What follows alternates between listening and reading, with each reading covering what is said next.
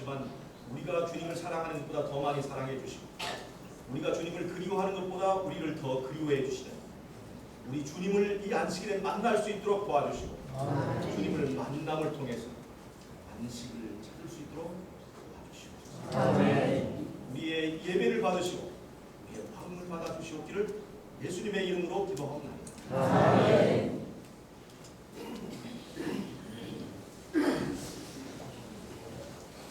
성경 공독은 795장입니다. 순서대로 798장으로 되어 있는데요. 795장 하나님의 말씀 781페이지에 795장 하나님의 말씀입니다. 제가 오프를 읽도록 하겠습니다. 주의 말씀은 내 발의 등이요 나의 행보를 주의 말씀에 굳게 세우시고 내가 새벽 전에 부르짖으며 주의 말씀을 바라싸우며 주의 말씀을 묵상하려고 내 눈이 야등이 켜져나이다. 여호와여 나의 부르짖음이 주의 앞에 이루게 하시고 주의 말씀으로 나를 가르게 하소서. 함께 13장 장미하겠습니다.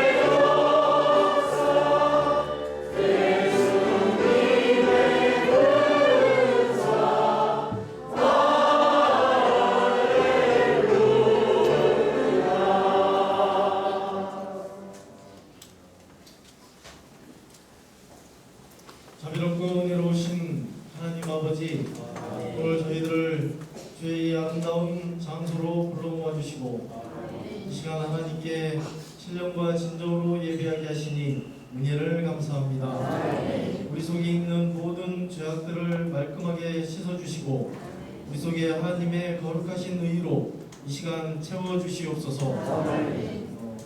양평 지역에 있는 6개 교회 그 이름들을 하나님 기억하여 주시고 그 하나님의 교회에 드나드는 모든 이들에게 하나님의 크신 약속과 또 은혜가 풍성히 임하여 주시옵기를 간절히 기도드리옵나이다. 또 이 시간 주의 귀 쓰시는 우리 고영식 장로님을 단위에 세우시고 우리에게 귀한 은혜의 말씀을 주시겠사오니 말씀을 통하여 은혜 받고 또 우리에게 개혁의 정신을 일으켜 주셔서 변화가 되어서 하나님의 교회가 부흥될 수 있는 귀한 이 한 시간 되도록 인도하여 주시옵소서. 이 시간 온전히 우리 하나님 홀로 영광 받아 주시옵기만을 우리를 죄에서 구원하여 주신 예수 그리스도의 이름으로 감사하며 기도하옵나이다.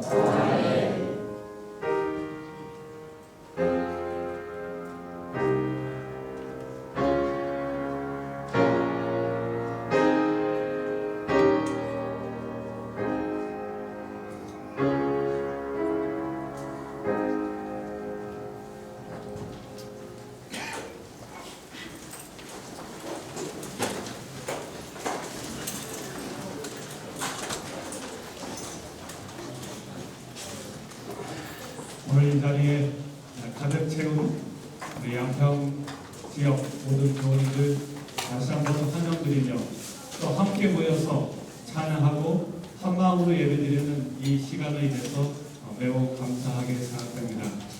어제 저녁부터 있는 이 말씀의 잔치에 산수유 교회 고영식 장로님께서 말씀을 해주셨습니다. 오늘 또한 십자가 십계명 속에 나타나 있는 하나님의 복음에 대해서 말씀을 해주시겠습니다. 우리 연합 찬양대의 찬양을 듣고 오늘 말씀을 듣도록 하겠습니다. 오늘 외국인들 계신데요. 우리 카파 학생들이 함께 통역을 곁에서 해주시면 감사하겠습니다. 네, 찬양대 부탁드리겠습니다.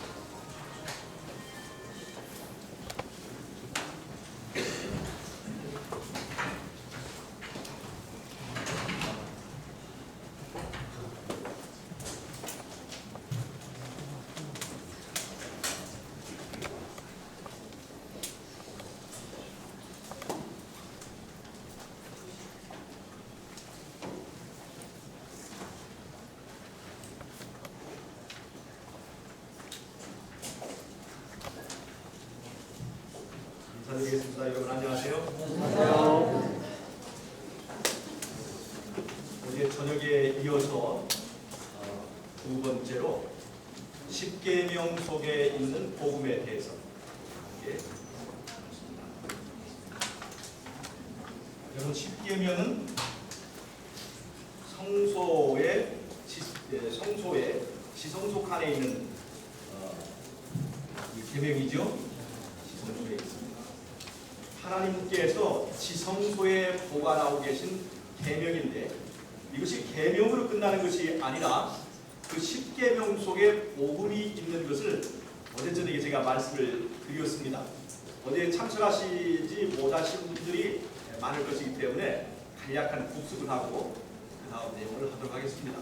여러분 십계명은 두 개의 돌비로 되어 있습니다. 두 개의 돌비로 되어 있죠. 십계명은 출애굽기 32장 15절, 출애굽기 34장에 보면 십계명은 두 개의 돌기로 되어 있다고 말씀을 하십니다. 여러분, 십계명을 왜 두 개의 돌비로 기록했을까? 한 개의 돌비로도 충분히 다 기록하실 수 있으신데 왜 두 개의 돌비로 기록을 해주셨을까? 이것은 바로 십계명은 하나님과 사람의 언약이기 때문에 그렇습니다. 자, 그래서 이 십계명을 보면요, 나를 중심으로 볼 때 여기에 있는 네 개, 첫 번째 돌비에 있는 네 개의 계명은 나와 하나님과의 관계를 말하는 계명입니다. 그래서 내가 이 돌비에는 하나님에 관한 계명이 있고 이쪽 6개의 그 돌비에는요 사람에 관한 계명이 있습니다. 그래서 한 돌비는 하나님을 상징하고 한 돌비는 사람을 상징하는데 하나님과 사람의 결합을 통해서 천국이 구성되고 언약이 이루어지는 것을 보여주는 것입니다.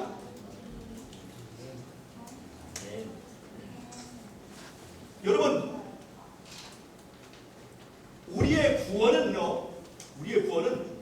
인간은 연약한 존재이지만 하나님과 사람이 언약을 맺고 하나님과 사람이 언약 관계, 사랑의 관계를 통해서 둘이 하나 되면 그것이 천국이고 그것이 구원인 것을 이 십계명의 구조를 통해서 말해주고 있는 것입니다.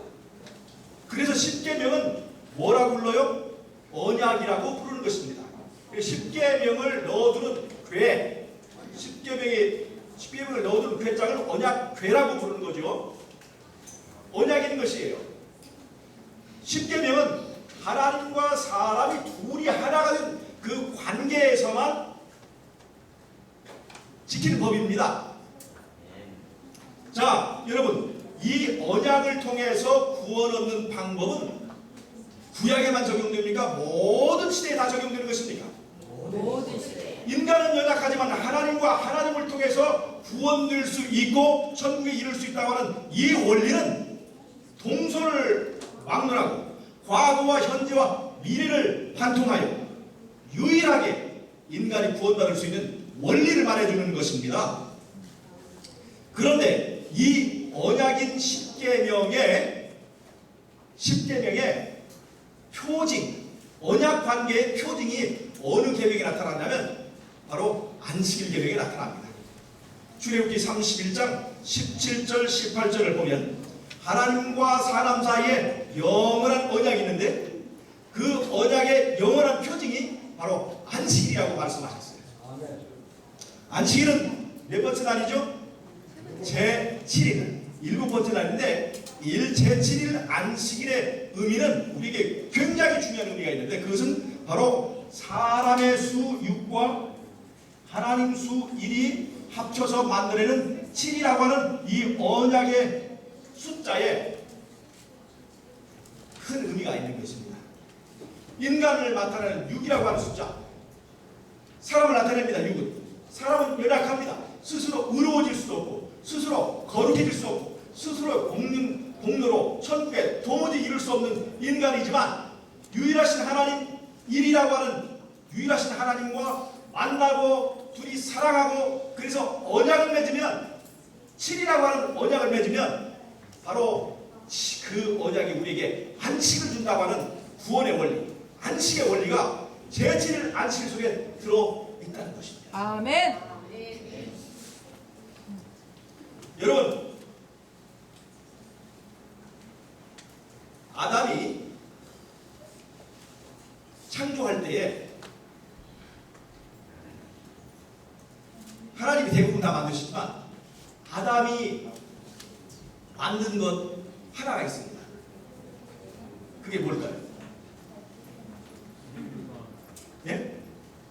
아담이 지은 것이 뭐가 있을까요?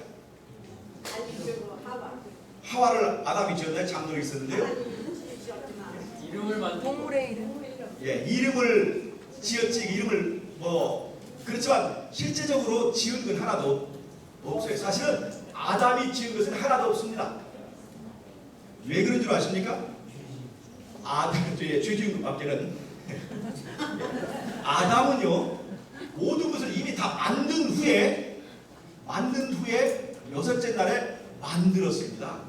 그래서 만들고 싶어도 만들 기회가 없었습니다.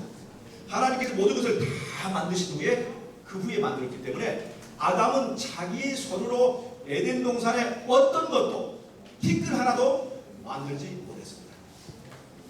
아무것도 짓거나 만들지 못한 아담이 에덴 동산에 주인 노릇을 할 수 있었던 것은 무슨 이유입니까?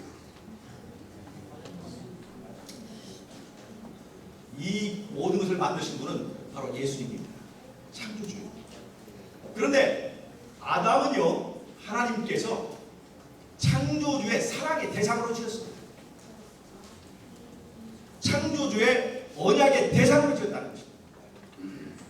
그래서 아담은 하나님을 남자로 할 때 하나님의 신부, 인간은 하나님의 신부로 지었어요. 예수님의 신부라. 그래서 아담이 아무런 공로도 없고 아무것도 만들거나 지은 것이 없지만 예수님과 언약 관계, 사랑의 관계를 통해서 그 남편의 것을 함께 누릴 수 있게 된 겁니다. 아담과 인간과 예수님 사이에 그 언약 관계가 있습니다. 그런데 이 언약 관계는 강제입니까? 깨뜨릴 수 있는 것입니다. 깨뜨릴 수 있는 거예요. 이게 사랑을 기초로 하는 것이니까 사랑하지 않으면 떠날 수 있는 권리를 누구에게 줬어요? 인간에게 주신 거예요. 그 증거가 뭡니까? 그게 바로 사랑관계예요. 사랑관계. 그래서 에덴 동산에서 아담이 에덴 동산의 주인이 될 수 있었던 것은 바로 예수님과의 언약 관계를 통해서 했다는 것을 우리가 알 수 있습니다. 여러분, 이 원리가 마지막 때 우리가 구원받는 그 방법에 적용되는데 예수님께서 새 하늘과 새 땅, 새 예루살렘을 그분의 보혈로 사셨습니다. 에덴 동산에 대한 권리를 그분의 십자가의 보혈로 권리를 사셨습니다. 새 하늘과 새 땅, 새 예루살렘은 누구의 것입니까? 예수님의 것입니다. 예수님의 것이에요. 어떤 사람의 공로로도 거기에 살 수 있는 권리를 취득할 수 없습니다. 그런데 여러분, 아무런 공로 없는 우리가 어떻게 그 새 하늘과 새 땅, 새 예루살렘, 천국에서 주인이 될 수 있을까 하는 것입니다. 그것은 바로 예수님과 내가 둘이 사랑하여서 둘이 하나가 되는 언약 관계를 맺으면 그 관계를 통해서 예수님이 우리의 남편이시기 때문에 아내가 아무리 가난하고 아무리 없어도 그 남편의 것을 소유할 수 있게 남편의 것을 내 것처럼 사용할 수 있는 그 구원의 권리를 얻게 된다는 것입니다. 그래서 이 언약 관계라고 하는 것은 굉장히 중요한 것입니다. 이 구원 얻는 원리가 십계명의 구성 원리이며 또 가장 핵심적인 이 언약의 원리가 어디에 나타나냐면 바로 안식일 계명 속에 들어있다는 것입니다. 아멘. 여러분, 우리는 연약한 육으로 상징되는 사람입니다. 스스로 아무것도 할 수 없어요. 그러나 예수를 만난 다음에는 우리는 달라진다는 것입니다. 그것이 바로 제7일 안식일의 그 숫자 속에 들어있습니다. 아멘. 여러분, 이 안식일에 예수님을 만나는 시간이 되시길 바랍니다. 네. 안식의 진정한 의미는 일을 안 하기 때문에 얻는 것이 아니라, 그리고 많은 사람들을 만나기 때문에 얻는 것이 아니라, 내가 바로 언약의 대상입니다.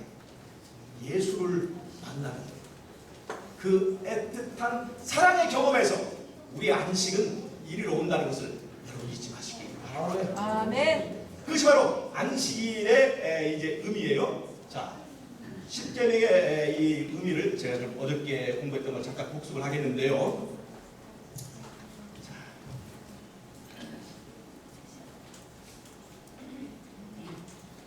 이 10계명은 첫 번째 계명이 뭐죠? 아무의 다른 신을 섬기지 말라라고 했죠. 이 첫 번째 계명은 그 다음에 있는 두 번째, 세 번째, 네 번째 계명을 포괄하는 계명이라고 제가 어떻게 설명을 드렸습니다. 다른 말로 하면 나 외에 다른 신을 섬기지 말라고 하는 것은 두 번째 계명, 우상을 만들거나 그 앞에 절하지 말라는 계명을 포함하는 것입니다. 아멘. 나 외에 다른 신을 섬기지 말라고 하는 이 계명은 세 번째 계명, 여호와의 이름을 망령되이 일컫지 말라고 하는 계명을 포함하는 것이에요. 아멘. 나 외에 다른 신을 섬기지 말라고 하는 이 계명은 안식일을 기억하여 거룩히 지키라는 그 계명을 포함하는 것이다. 아멘. 그래서 이 세 개의 계명은 삼위의 속성을 나타내고 나 외에 다른 신을 섬기지 말라고 하는 이 첫 번째 계명은 일체의 특성을 나타낸다고 그랬죠. 하나님의 삼위일체의 특성을 나타내고 있습니다.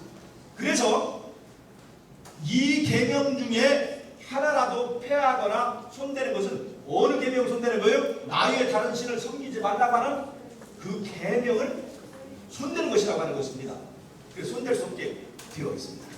자, 첫 번째, 두 번째 계명, 우상을 만들거나 그 앞에 절하지 말라고 하는 이 계명은 하나님은 영이시니 신령과 진정으로 경배할 것이고 형상적인 예배를 드리지 말라고 하는 것입니다. 그것이 바로 두 번째 계명의 특성이에요. 하나님은 영이시다는 거죠. 세 번째 계명, 여호와의 이름을 망령되이 일컫지 말라고 하는 것은 마태복음 6장 9절에 주기도문을 보면 하늘에 계신 우리 아버지시여 이름이 거룩히 여김을 받으시오. 왜 우리는 하나님의 이름을 거룩히 여겨야 되는가? 그것은 바로 그분이 우리의 아버지시기 때문에 그렇습니다. 왜 우리는 여호와의 이름을 망령되이 일컬면 되지 않는가? 그것은 바로 그분이 우리의 아버지시기 때문에 그렇다는 것입니다. 그래서 세 번째 계명, 여호와의 이름을 망령되이 일컬지 말라는 것은 하나님은 아버지시다 하는 특성을 말해준다는 것입니다. 네 번째 계명, 안식일 계명은 출애굽기 31장 17절, 18절을 보면 하나님과 우리 사이에 영원한 언약이 있는데 그 언약의 표징이 바로 안식일이다. 그렇게 얘기하셨습니다. 이 언약 관계는 다른 말로 하면 부부 관계를 말합니다. 부부 관계. 하나님은 우리의 남편이시다는 것입니다. 하나님은 우리의 남편이시다는 거예요. 그래서 이사야서나 예레미야서는 하나님 여호와는 우리의 남편이다 이렇게 소개합니다. 그런데 그 남편이라는 것은 누구냐면 고린도후서 11장 2절을 보면 사도 바울은 내가 너희를 한 정결한 처제로 신랑 되신 누구에게 중매하려 합니다?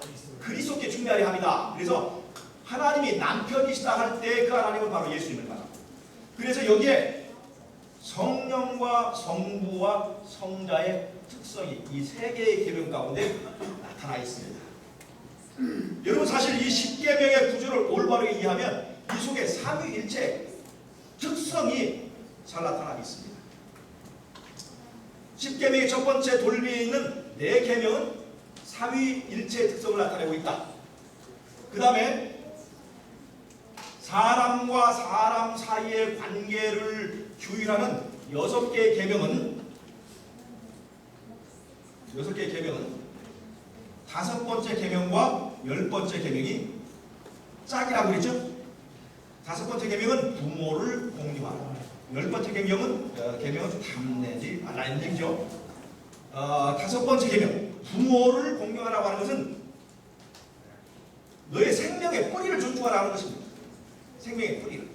10번째 계명 탐내지 말라고 하는 것은 탐심은 죄의 뿌리예요. 죄의 뿌리를 경계하라고 하는 것입니다. 그래서 다섯 번째 계명은 생명나무, 에덴 동산의 생명나무와 같은 역할을 합니다. 에덴 동산 두 나무가 있었죠. 하나는 생명과가 있었고 또 하나는 선악과가 있어요. 그래서 5번째 계명은 생명과 같은 위치를 차지하고 있습니다. 10번째 계명은 선악과 같은 위치를 차지하고 있어요. 에덴 동산에 두 나무가 있던 것처럼 10계명이도 생명의 뿌리를 말하는 5번째 계명과 죄의 뿌리를 말하는 10번째 계명이 있어서 이것이 짝을 이루고 있습니다. 에덴 동산의 생명과와 선악과의 구조를 나타내고 있습니다. 그 다음에 6번째 계명과 9번째 계명이 짝이라고 했죠. 6번째 계명은 살인하지 말라. 9번째 계명은 거짓 증거하지 말라. 증거하지 말라. 살인하지 말라. 육체의 생명을 존중하라는 것입니다. 육체의 생명을 보호하는 것입니다. 거짓 증거하지 말라. 위증하지 말라는 거예요. 이거 재판에서 위증을 해서 그 사람의 사회적 생명을 매장하지 말라는 것입니다. 그래서 생명에 관한 이제 이 계명들로 짝이 되어 있습니다. 그런데 요한복음 8장 44절을 보면 살인하지 말라는 계명과 거짓 증거하지 말라는 계명이 왜 짝이 되는 걸 설명하는 더 중요한 이유가 있는데, 그것은 바로 사단의 두 가지 특성을 요한복음 8장 44절에는 얘기하고 있는데, 사단은 뭐라고요? 처음부터 살인한 자예요. 또 거짓의 아비로서 처음부터 거짓말한 자다 하는 것이 요한복음 8장 44절에 나와 있습니다. 이거는 사단이 인간을 살인한 첫 번째 경우에다 적용하면 이것이 딱 맞아떨어지는데, 그것은 바로 뭐냐면 가인이 아벨을 죽인 것이 아니라 뱀이 아담을 유혹해서 영원한 생명을 잃어버리고 사망 선고를 받게 만든 그 사건을 말하는 것입니다. 즉, 이 뱀이 아담을 죽일 때에 어떤 무기를 사용했냐면 바로 거짓말을 사용했다는 것입니다. 그래서 선악간의 대쟁투는 진리와 거짓말을 싸우고 있습니다. 여러분, 거짓말이 어떻게 해야 잘 통할까요? 사기꾼이 어떻게 사기를 칠까요? 전혀 일리가 없는 말을 해야 이 거짓말이 통합니까? 약간 어느 정도 일리가 있어야 됩니까? 거짓말은 완전한 거짓말은요 잘 통하지 않습니다. 정말 그럴듯한 거짓말을 하려면 그것이 어느 정도 진리 비스무리해야 이것이 통하기 때문에 진리 비스무리한 것과의 싸움이 이 선악과의 싸움이라고 할 수가 있습니다. 여러분, 그리스도인과 그리스도인 같은 것은 사실은 다릅니다. 포도주와 포도주 같은 것은 다르다. 그래서 이 두 번째 이 교차 구조는 인간이 어떻게 해서 에덴 동산을 상실하게 되었는가, 잃어버리게 되었는가 하는 중요한 역사를 말해줘요. 다시 되풀이하지 말라는 얘기입니다. 첫 번째 교차 구조는 생명과와 선악과의 구조를 나타내고, 두 번째 구조는 어떻게 에덴 동산을 우리가 상실하게 되었는지를 분명히 보여주는 것입니다. 거짓말에 속지 말라고 하는 얘기입니다. 거짓말을 주의하라는 것입니다. 거짓 진리에 다시 한번 당하지 말라는 얘기입니다. 세 번째 짝은 7번째 계명과 8번째 계명인데, 7번째 계명은 간음하지 말라. 8번째 계명은 도적질하지 말라. 간음하지 말라고 하는 것은요, 대인관계를 말합니다. 대인적 소유권이에요. 남편과 아내가 서로를 독점적으로 소유하는 것입니다. 대인적 소유권이에요. 수평적 관계를 말합니다. 그 다음에 도적질하지 말라는 것은 사람의 물건에 대한 지배권, 수직적 지배권을 보호하는 것입니다. 수평적 관계와 수직 관계가 세 번째 짝에서 만나요. 근데 이것은 굉장히 중요한 이 수평과 수직 관계는 굉장히 중요한 의미가 있는데, 우리가 새하늘과 새 땅의 주인이 될 수 있는 방법이 뭐냐면 예수님과 대인적, 인격적인 관계, 수평적 언약 관계를 통해서 에덴 동산과 새하늘과 새 땅에 대한 수직적 지배권을 얻는 구원의 원리를 말하는 것입니다. 여러분, 십자가를 생각하실 때 꼭 그렇다는 것이 아니지만 십자가 생각하실 때 이 수평적 언약 관계를 통해서 수직적 지배권, 하늘에 대한 지배권을 얻는다 생각하시면 이 십자가의 모양에도 중요한 원리가 있습니다. 그래서 세 번째 쌍에는 인간이 어떻게 구원을 얻을 것인가 하는 그 구원의 원리가 들어있습니다. 자, 그 다음에 이 부모 계명은 아버지시다라고 하는 계명과 연결되고, 살인하지 말라라고 하는 생명 사상은, 생명이라고 하는 것은 원어 히브리어로 영이라고 하는 말과 똑같아요. 생명 사상과 영이라고 하는 이 계명과 연결됩니다.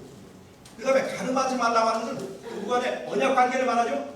이 언약 관계는 언약 관계인 안식일 계명과 연결돼서 세 개의 교차 구조가 요 앞에 있는 세 개의 계명에 다 연결이 되어 있습니다. 이 6개의 계명이 3개의 계명과 연결되고, 이 3개의 계명이 나후의 다른 신을 섬기지 말라고 하는 계명 속에 들어가서 10계명은 하나로 요약할 수 있는데, 그것은 바로 나후의 다른 신을 섬기지 말라 하는 것입니다. 자, 여러분,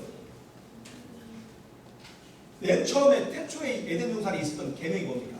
선악과를 따먹지 말라는 거죠. 계명 하나죠.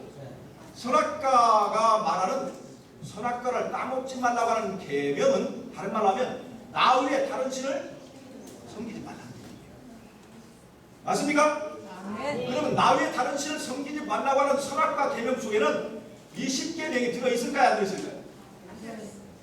있을까요? 없을까요? 들어있는 것이에요. 그러니까 10계명은 신의 산에서 성문화 문자로 기록됐을 뿐이지, 이미 에덴 동산에 나후의 다른 신을 섬기지 말라고 하는 그 선악과 계명 속에 이미 다 들어 있었다고 하는 것입니다. 그러니까 안식일 계명은 신의 산에서 시작된 것이 아니라 어디서부터 시작된 거예요? 에덴 동산에서도 태초부터 시작된다는 것을 우리가 알 수가 있는 거죠. 자, 그래서 이 10계명의 구조를 이렇게 볼 때 10계명은 하나의 에덴 동산 구조를 나타내고 있어요. 생명과 선악과, 그 다음에 에덴 동산을 잃어버리게 되는 과정, 그 다음에 에덴 동산에 다시 돌아가는 방법을 말하고 있어요. 그리고 여기는 삼위일체, 에덴 동산의 주인이 누군가를 분명히 말하고 있습니다. 10계명을 하나님께서 우리에게 주셨다는 것은 하늘 권리증을 우리에게 주신 거예요. 이건 에덴 동산의 모형을 말하고 있습니다. 에덴 동산으로 들어가는 문이 어디예요? 방법이 뭡니까? 바로 그것이 어디에 있어요? 10개의 계명 중에서 에덴 동산으로 들어가는 방법을 말하는 그 원리는 바로 네 번째 계명, 언약 관계. 언약 관계를 통해서만 에덴 동산에 들어갈 수 있습니다. 바로 이 안식일 계명 속에 들어있는 것입니다. 그래서 사단은 어디를 공격하는 거예요? 10개의 계명이 다 있어도 문만 닫으면 되는 거예요. 문만 닫아버리면 되는 거예요. 문만 닫아버리면 들어가지 못하기 때문에 그 안식일 계명의 날짜를 바꾼 겁니다. 8번째 날을 바꾼 거예요. 그런데 8이라고 하는 숫자와 7이라고 하는 숫자는 전혀 다릅니다. 언약 관계를 말하고 있는 이 숫자는 7이라고 그랬죠. 제가 어저께 말씀드렸습니다. 10계명의 7번째 계명이 뭐예요? 가늠하지. 이게 무슨 관계를 말합니까? 언약 관계를 말하는 거죠. 거꾸로 10계명의 7번째 계명이 뭐였어요? 안식일 계명이었어요. 전부 다 7번째 숫자에는 언약 관계가 관련되어 있습니다. 노아 홍수 후에 하나님께서 인간에게 언약을 주셨습니다. 다시는 물로 세상을 멸망시키지 않을 것이라고 언약을 주셨는데, 그 언약의 표시가 뭐였어요? 무지개였어요. 그 무지개의 색깔이 몇 개입니까? 7개. 이렇게 관찰을 해보면 7이라고 하는 숫자는 무엇과 관련되어 있어요? 언약과 관련되어 있다는 것입니다. 그러니까 7이라고 하는 숫자 속에 하나님과 인간의 언약 관계, 하나님과 인간이 언약함으로 인간이 구원을 얻을 수 있는 원리와 복음이 들어있기 때문에 사단은 이것을 가리기 위해서 살짝 바꿔서 한 날의 차이지만 이 언약 관계가 싹 사라져버려요. 그런 날을 예배일로 세워서 일요일 신성서를 만듭니다. 일요일 신성서. 예배는 드리지만 그 안에 알맹이가 들은 복음은 싹 빼버려요. 그것이 바로 일요일 신령설의 문제입니다. 근데 여러분, 우리가 안식일을 지키고 안식일을 말하면서도 이 안식일에 하나님을 만나고 예수님을 만나는 일에 실패한다면 우리는 일요일 신성설을 가지고 일요일 지키는 교인들과 전혀 다를 것이 없습니다. 무슨 말인지 아시겠어요? 안식의 의미는 예수님을 만나는 데 목적이 있는 것이지, 예수님을 만나는 일에 관심이 없이 날짜만 지키는 안식일 교인들은 일요일 교인들과 별 다를 것이 없다는 것입니다. 그 사람들은 일요일에 공휴일 쉬는 거고 우리는 토요일에 공휴일 쉬는 것이지, 공휴일 교인과 진정한 안식일 교인은 그래서 다르다는 것입니다. 여러분, 그래서 오늘 이 안식일에 예수님이 어디 계신가 한번 찾아보십시오. 옆좌석에 계십니까? 앞에 계십니까? 여러분, 나를 만나고 싶어서 나를 찾아왔지만 그 안식일에 만나지 못하고 터덜터덜 돌아가시는 예수님을 생각해 보시라고 하는 것입니다. 아시겠습니까? 안식의 진정 의미는 만남이에요. 예수와 나의 만남이고 그날의 사랑의 속삭임을 나누는 것에 진정한 쉼의 원리가 있다고 하는 것입니다. 이것이 십계명 속에 들어있는 복음이고 원리예요.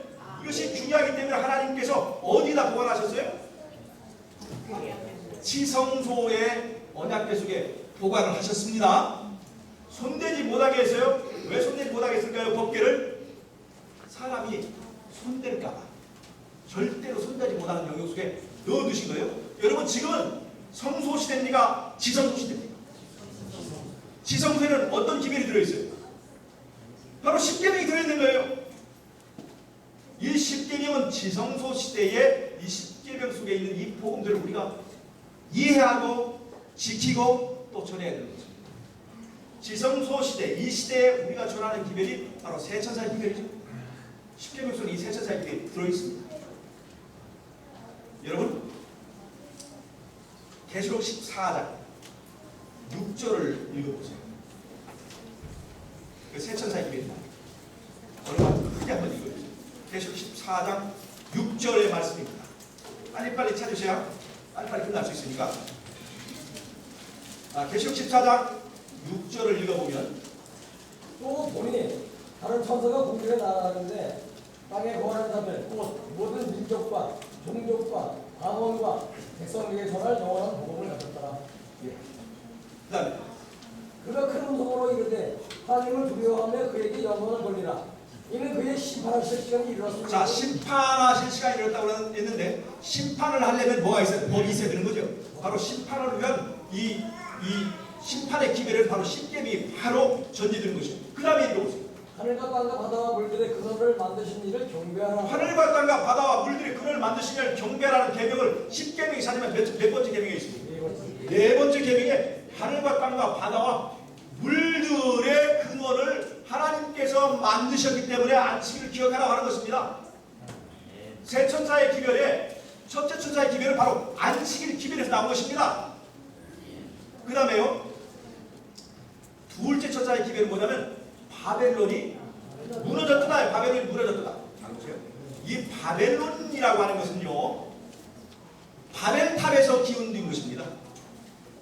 창세기 11장 4절을 보면 바벨탑을 지은 목적이 나오는데요, 우리가 성과 대를 쌓아서 우리의 이름을 드러내자는 게 있습니다.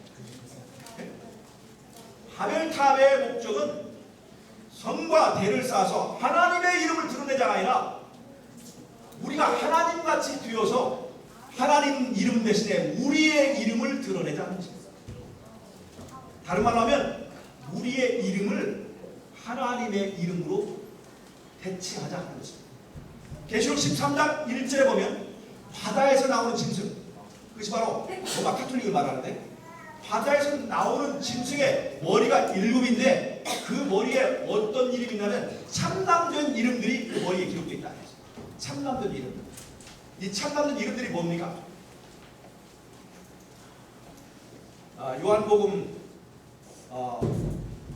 8장에 보면 예수님이 내가 하나님의 아들이다 하니까 유대인들이 참담되다 그랬어요. 즉 내가 하나님이다 라고 했을 때 그것을 인간이 하나님이다 라고 주장했을 때 그것을 참담되다 하는 거예요. 계시록 13장에 말하는 참남된 이름들은 바로 인간이 스스로 하나님이라고 주장하는 것입니다. 계시록 2장 1절부터 제사령후서 2장 1절부터 8절까지 보면 거짓 그리스도, 적그리스도가 하나님의 성전에 모여 스스로 자기가 하나님이라고 주장하는 것이에요. 그것이 바로 참남된 이름이고 참남된 행위를 말하는 것입니다. 교황의 이름이 뭐예요? 비카리우스 필리데, 하나님의 아들의 대리자라. 내가 이 지상에서는 내가 하나님 노릇을 한다는 것입니다. 그것이 바로 참남된 이름이라는 거예요. 하나님의 이름을 높이지 아니하고 하나님의 자기의 자리에 자기의 이름을 놓고 그 이름을 높이려고 하는 것이 바벨탑의 목적이었고 그 정신이 바로 바벨론의 정신인 것입니다. 바벨탑이 무너져야 됐던 것은 바로 참남된 이름들을 높이기 때문에 그렇습니다. 바벨론이 무너져야 될 이유, 둘째 천사의 기회, 바벨론이 무너졌다는 것은 그 이유가 바로 여호와의 이름을 망령되이 일컬은 그 참남된 행위 때문에 이 바벨론이 무너져야 된다는 것을 말해주고 있는 것입니다. 그래서 이 세 번째 계명은 둘째 천사의 기회, 바벨론이 무너졌다와 관련이 있습니다. 그 다음에 둘째 계명, 우상을 만들거나 배출하지 말라고 하는 계명은 셋째 천사의 기별과 같습니다. 어느 분이 계시록 14장에서 셋째 천사의 기별을 한번 읽어주세요. 또 다른 천사 곧 셋째가 그들을 따라 큰 음성으로 이르되 만일 누구든지 짐승과 그의 우상에게 경배하고 이마에다 손에 표를 받으면 그도 하나님의 진노의 포도주를 마시리니 그 진노의 잔에 섞인 것이 없이 모든 포도주라. 자, 이것이 셋째 천사의 기별이에요. 짐승의 우상에게 경배하는 것을 말하는 것입니다. 즉 10계명이 어느 계명에 저촉되는 거예요? 둘째 계명, 우상에 관한 계명에 저촉되는 것입니다. 그래서 여기 둘, 셋, 넷 이 세 개의 계명은 바로 여기에서 세 천사의 기별이 여기에서 비롯된 것임을 알 수가 있는 것입니다. 여러분 그래서 10계명에는 이 지성소 시대에 위치고 손해들 10계명이 그 안에 그 기별이 들어있습니다. 이해하십니까? 예. 그래서 여러분 우리가 하나님의 계명을 지키며 예수의 증거를 가진 이 백성이 이 10계명을 가지고 있다는 것은 어떤 의미를 가지고 있는지 여러분 우리가 잘 이해하실 필요가 있습니다. 자, 조금 더.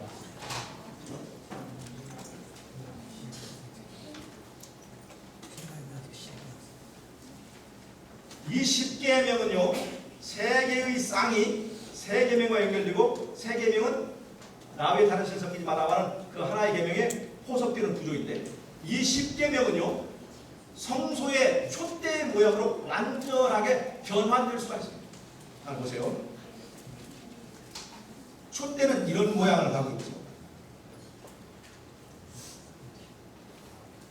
여기에 7개의 등이 있어요. 촛대에 등은 7개인데 이 촛대에 꽃받침은 10개입니다. 자, 꽃받침 몇 개 어디 있냐면 여기에 있고요. 꽃받침 몇 개예요? 지금 7개죠? 그 다음에 여기에도 있습니다.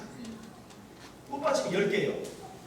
그래서 이 촛대의 꽃받침에다가 10계명을 적용하면 정확하게 일치하는 모양이 나와요. 자, 여기 첫 번째 맨 위에 꼭대기를 남이 당신을 섬길마다 하는 첫 번째 계명을 적용하고 두 번째, 세 번째, 네 번째 계명을 적용하면 이 세 개의 쌍이 앞에 있는 세 개의 계명과 다 연결됐다고 그랬죠?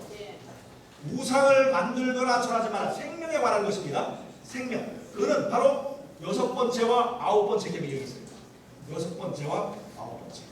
세 번째 계명. 여호와의 이름을 망령되이 걷지 마라. 이건 아버지에 관한 계명이죠. 이거는 부모를 공경하라는 계명과 10번째 탐내지 말라는 계명과 연결되어 있습니다.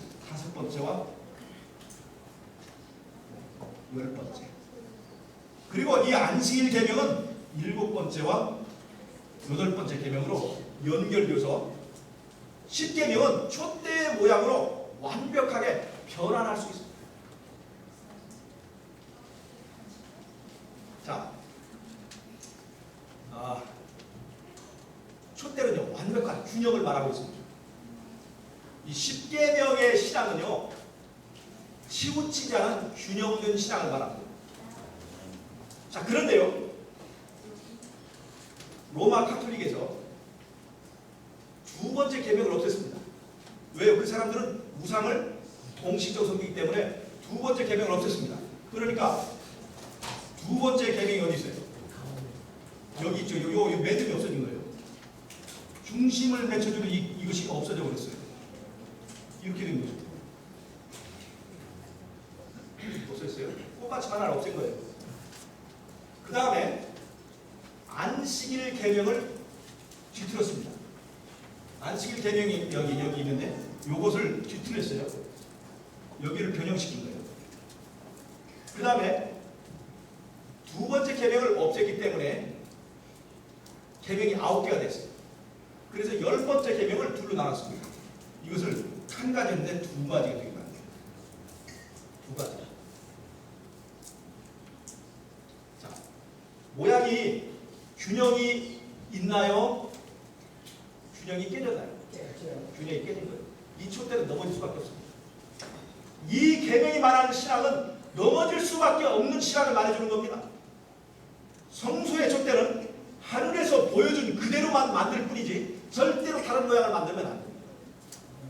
그런데 이 적그리스도는 바로 이러한 계명을 바꿈으로 바로 우리의 신앙을 이렇게 무너뜨리려고 하는 것입니다. 잘 보세요. 인간과 사람 사이의 계명을 말하는 계명이 몇 개죠?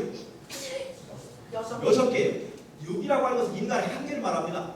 6이라고 하는 것은 절대로 스스로 의로울 수가 없는 거예요. 스스로 안식할 수 없는 거예요. 스스로 거룩할 수 없는 거예요.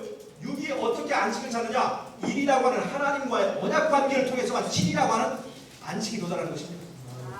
그런데 카톨릭이 두 번째 계명을 없애고 10번째 계명을 둘로 나눠서 사람과 사람 사이를 말하는 사람 계명을 몇 개가 되겠냐면 7개가 될 거예요.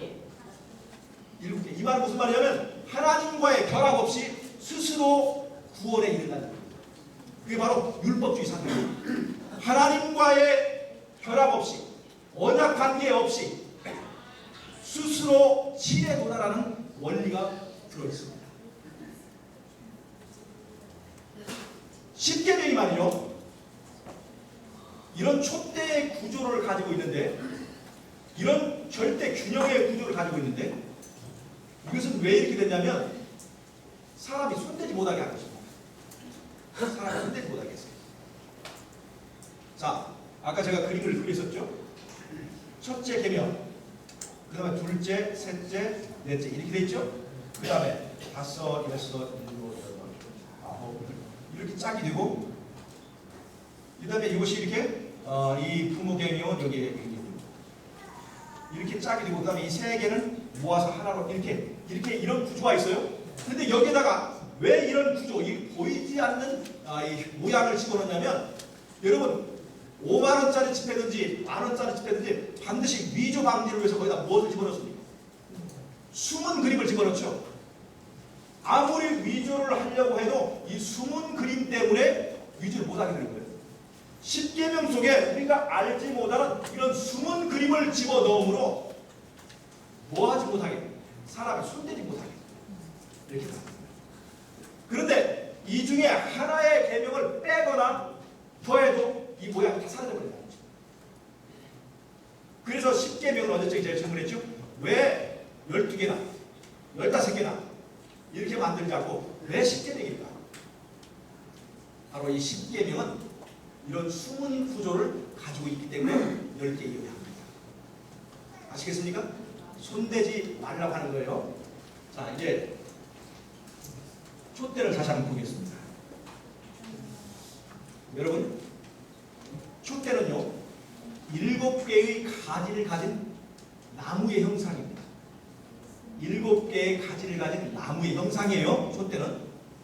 그러면 이 촛대가 나무라고 할 때 7개의 등불은 무엇을 말하겠습니까? 이것은 바로 나무의 열매를 말합니다. 이 촛대는 빛을 비추는 것이죠. 여러분, 우리 그리스도인들은 빛을 비추는 그리스도의 제자로 살아가는 것입니다. 여러분, 우리는 세상에 어떻게 빛을 비출 것입니까? 우리의 말로 비추는 것입니까? 아니면 우리의 열매로 비추는 것입니까? 바로 10계명에 숨어있는 촛대의 형상은 우리가 세상에 빛이 되는 원리를 말해주는데, 그것은 바로 열매를 통해서 빛을 비추라고 하는 것입니다. 우리의 열매가 없는데, 10계명의 열매가 없는데, 아무리 우리가 현란한 말과 기별을 전한다 할지라도 그것이 빛이 되지 못한다는 것입니다. 열매로 비추는 백성이 되기를 원하십니까?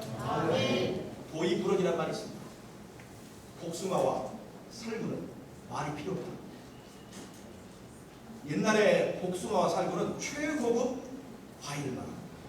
이 복숭아와 살구가 좋은 열매가 있기 때문에 길이 없어도 사람들이 찾아온다는 것입니다. 여러분, 촛대의 모양, 우리가 열매 맺는 백성들이 될 때 그 빛이 사람들을 이끌어주는 그 원리를 말해주는 것입니다. 우리는 열매 맺는 백성이 되어야 됩니다. 순종하는 백성이 되어야 됩니다. 자, 여러분, 열매 맺는다는 것은 우리가 하나님의 계명을 순종한다는 얘기죠. 우리가 하나님의 계명을 지킬 수 있습니까? 없습니까? 지킬 수 있어요? 없어요? 우리는 순종할 수 없어요. 계명을 지킬 수 없어요. 그것은 내가 예수님과 하나 되지 못했을 때 얘기입니다. 내가 예수님을 만났을 때는 순종할 수 있나요? 없나요?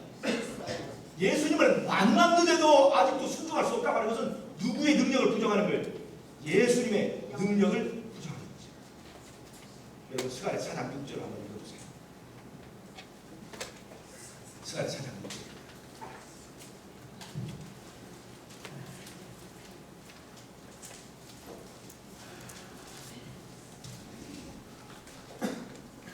그가 내게 대답하여 이르되 여호와께서 술과 벨리게 하신 말씀이 이러하니라. 만군의 여호와께서 말씀하시되 이는 힘으로 되지 아니하며 능력으로 되지 아니하고 오직 나의 영으로 되느니라. 예. 스가랴 4장 6절의 말씀은 바로 하나의 촛대를 이 금촛대를 보여주면서 그 금촛대 옆에 살아있는 두 감람나무 가지가 기름을 공급해주는 모양을 보여주고 있습니다. 그리고서 한 말이 바로 힘과 능으로 되지 아니하고 오직 나의 신으로 되느니라고 했습니다. 지금 스가랴 4장의 상황은 성전을 건축하려 하는데 성전을 건축하다 보니까 너무나 많은 도전을 받는 거예요. 그래서 사람들은 생각했습니다. 지금은 성전을 지을 수 있는 때가 아니다. 우리는 우리의 힘으로 성전을 지을 수가 없다. 그러니 포기하고 연기하고 쉬자는 것입니다. 성전 짓는 것은 불가능하다. 그런데 하나님께서 이 촛대를 보여주셨어요. 7개의 등이 달린 이 촛대를 보여주시면서 하신 말씀이 바로 힘과 능으로 되지 아니하고 오직 나의 신으로 되느니라 하고 말씀하고 계십니다. 스가랴 4장에 똑같이 얘기합니다. 이 7개의 등불이 무엇이냐? 라고 물어봤을 때 대답을 합니다. 7개의 등불은 여호와의 7눈이다. 그렇게 말씀하셨습니다. 자, 보세요. 이것이 무슨 의미가 있는지 여러분 이해를 하시기 바랍니다. 여러분, 호랑이가요, 낮에는 잘 모르죠. 밤에는 호랑이 눈이 어떻던가요? 빛나죠. 등불처럼 빛나죠. 고양이 눈도 보신 적 있죠? 밤에는 등불처럼 빛나고, 이 맹수성이 더 강한 짐승일수록, 사나운 짐승일수록 밤에 눈이 등불처럼 됩니다. 자, 그러니까 캄캄한 밤에 등불이 2개가 왔다 갔다 한다. 그러면 이게 무슨 말입니까? 호랑이. 산에 누가 있다? 호랑이가 몇 마리? 한 마리. 눈이 2개인데 2마리예요. 한 마리. 이게 호랑이가 한 마리 있다는 얘기예요. 캄캄한 밤에 숲속에 눈이 4개가 왔다 갔다 하고 있다. 호랑이가 2마리. 캄캄한 밤에 등불이 7개가 이글이글 타고 있다. 이건 뭘 말하는 것입니까? 하나님. 하나님께 살아계시다는 얘기예요. 아멘. 캄캄한 우리의 삶에 희망도 보이지 않고 난관을 헤쳐갈 만한 힘도 다 떨어져 버려서 낭만과 절망이 우리에게 모여들 때 그 캄캄함 속에서 이 촛대가 우리에게 희망을 준 것입니다. 아멘. 네가 절망한다고 하지만 누가 살아계시다는 거예요? 하나님. 하나님이 살아계신다는 것입니다. 하나님이 눈을 등불처럼 켜고 누구를 지켜본다는 것입니까? 지금 지쳐 쓰러지려고 하는 너를 돌보기 위하여 눈을 등불처럼 켜고 지켜보고 있다는 것입니다. 누가 살아계신 거예요? 하나님이 살아계시기 때문에 희망이 있는 것입니까? 것입니다, 여러분. 아멘. 촛대를 그냥 별로 보지 마세요. 이 촛대 형상이 어디에 들어있어요? 십계명 속에 들어있는 거예요. 우리는 어떻게 십계명을 순종할 것인가?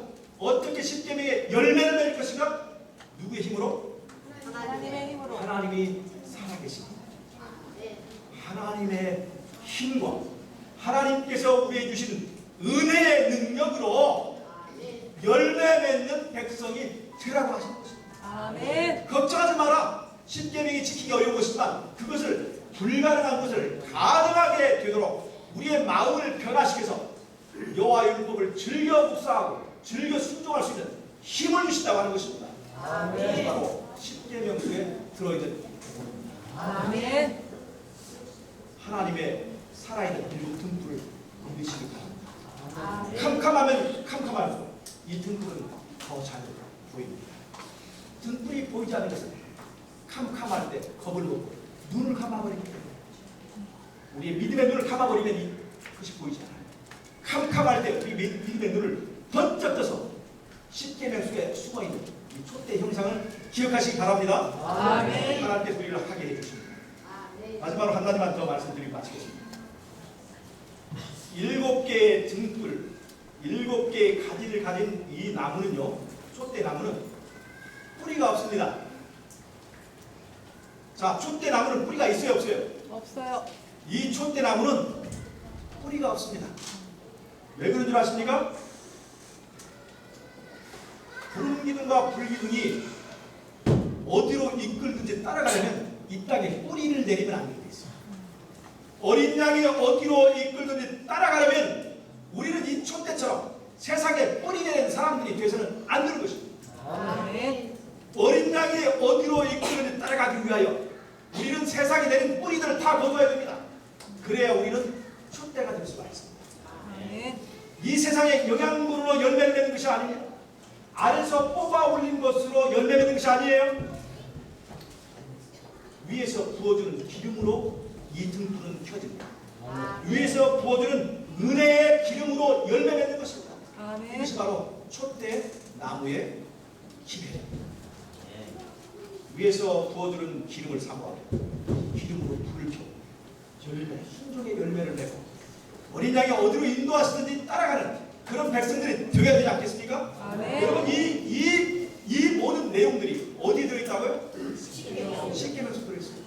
이 모든 내용들 언약을 통해서 우리가 구원받는다. 다른 말하면 그것이 믿음으로 말하는 의예요. 믿음으로 말하는 의의 기밀이 어디에 있다고요? 십계명. 세천자 기밀이 어디에 들어있다고요? 그것이 어디에 있다고? 지성소에 있어요. 지성소 기별입니다. 지성소 시대에 우리가 이해하고 소중하게 간직해야 될 기별이 바로 지성소에 있는 십계명이라는 것을 여러분 잊지 마세요. 하나님이 소중하게 여기는 이 기별들을 우리가 더 소중하게 여기는 저의 여러분이 되었으면 좋겠습니다. 아멘. 십계명을 사모하고 예수님을 가슴에 품으면 우리의 마음속에 십계명이 새겨집니다. 십계명이 새겨져서 우리 안에 천국이 이루어지고 빛이 환한 그런 백성으로 살기를 바랍니다. 그런 백성들이 저와 여러분이 되시길 바라면서 말씀을 마치도록 하겠습니다. 아멘.